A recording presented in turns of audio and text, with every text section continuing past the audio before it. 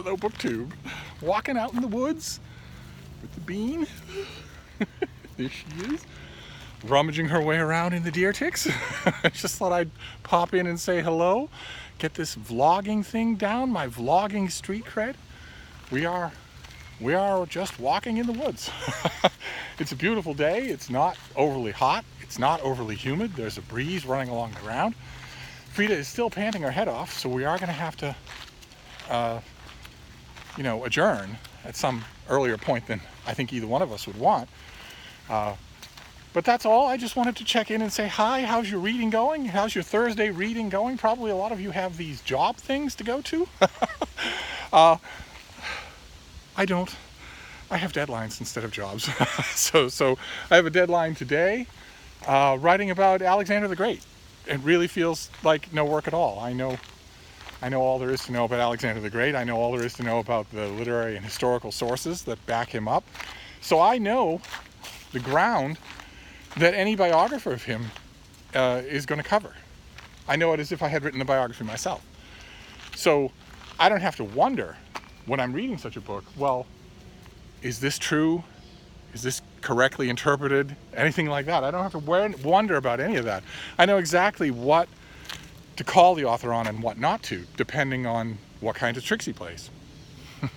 Depending on whose accounts are written historical accounts of Alexander are absolutely awful. They date from centuries after he was alive. Now, a lot of the men who wrote those histories had access to documents that we no longer have. That's true even for someone comparatively later, like Plutarch. But even so, we don't know what those documents are, so there's no way for us to judge what kind of a job these writers are doing. Some of them are obviously including elements of fantasy, and that we can discard. But one way or another, it amazes me that there is still an industry for full-length Alexander biographies, considering how little we know. But there are, and there's a new one coming out by Anthony Everett. A lot of you will know him. He wrote a book on Augustus. He wrote a biography of Cicero that was really well acclaimed. And now he's, oh God, Frida, what is going on here? We are entering into, good Lord, there's no sunlight down there at all. Well, let's do it. Let's do it.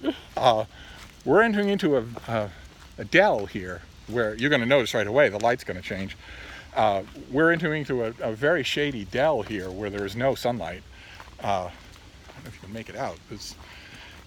Frida is all on board to continue.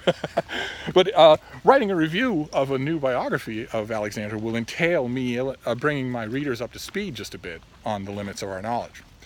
So that'll take about 200 words out of 800 words, which is, I am loath to give up that real estate, but there's nothing I can do. I have to make sure my reader knows that any biographer of Alexander, especially one doing something at 500 pages,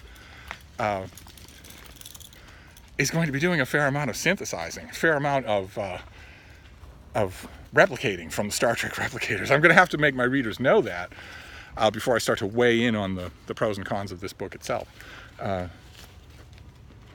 What's the matter, Bean? I think we might be, we might have some wild company here, because Frida is acting up in a way I've never seen her do. So I'm gonna close this. I'm gonna close this vlog just in case my attention is needed elsewhere.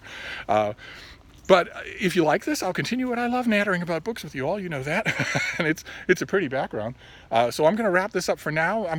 When I get back, I will be working about Alexander the Great. I will be writing about him for the millionth time. This is, like, easily speaking, the 20th venue that's paying for me to write about Alexander the Great. So over the years, over the decades. So I'll get back and figure out a way to do that. Anthony Everett has a large and loyal audience, so they're going to want a good review, so I will give it to them. But I'm going to wrap this up and see what's got Frida's attention, hoping it's something smaller than she is. But I'll be back. Thank you, BookTube.